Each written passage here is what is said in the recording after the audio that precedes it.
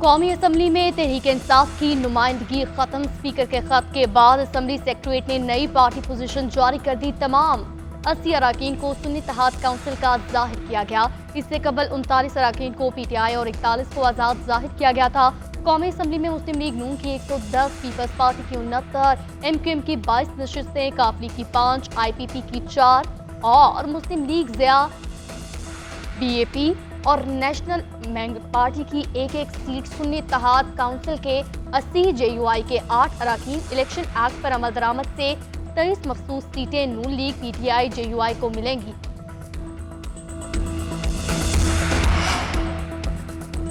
मखसूस नशिस्तें हुकूमत और इत्तेहादियों को मिलेंगी या अपोजिशन को।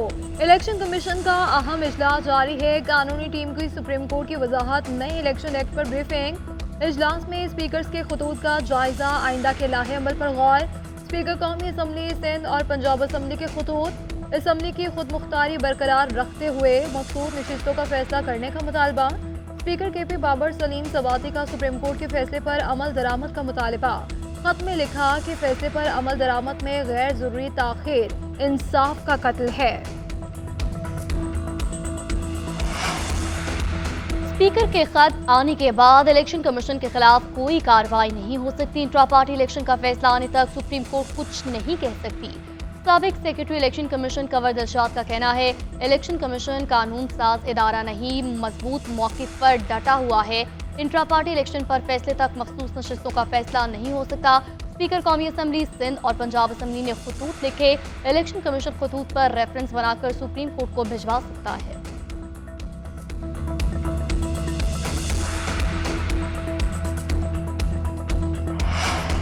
वज़ीर-ए-आज़म शहबाज शरीफ का FBR के थर्ड पार्टी ऑडिट का हुक्म, स्मगलिंग की रोकथाम के लिए इकदाम तेज करने की हिदायत। वज़ीर-ए-आज़म की ज़ेर सदारत अहम इजलास।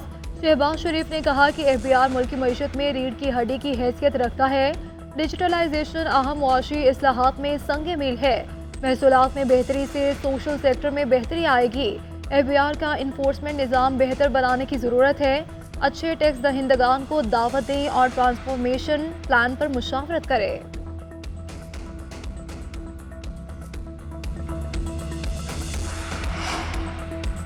IPPs के साथ हुकूमती सतह पर बातचीत में मस्बत पेशरफ का इम्कान। वज़ीर-ए-आज़म की बनाई गई टास्क फोर्स का इजलास। कायमा कमेटी बराए तवानाई में ब्रीफिंग देते हुए वज़ीर तवानाई ने बताया, IPPs के साथ उनके मुनाफे में कमी के लिए बातचीत हुई। फर्नेस ऑयल, कोयले की कीमत समेत मुतादिद मामलात का जायजा लिया गया। मुस्तकबिल में कौन से प्लांट जरूरी, तमाम मामलात को देखा जा रहा। पाकिस्तानियों को मुस्तकबिल करीब में अच्छी खबर सुनने को मिलेगी। हुकूमती सतह पर किसी मुआहदे की कोई खिलाफवर्जी नहीं होगी।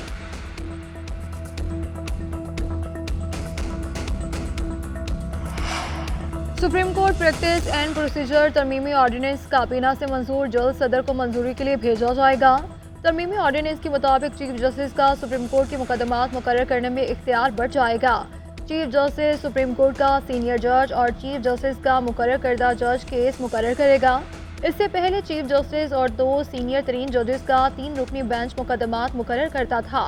बेंच अवामी अहमियत और बुनियादी इंसानी हुकूक को मद्देनजर रखते हुए मुकदमात को देखेगा।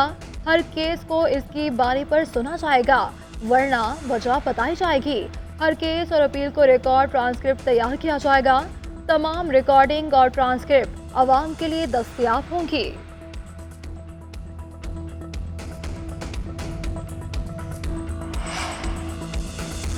जुल्फिकार अली भुट्टो ने मुल्क को आइन दिया, उनका नवासा आइन से खिलवाड़ कर रहा।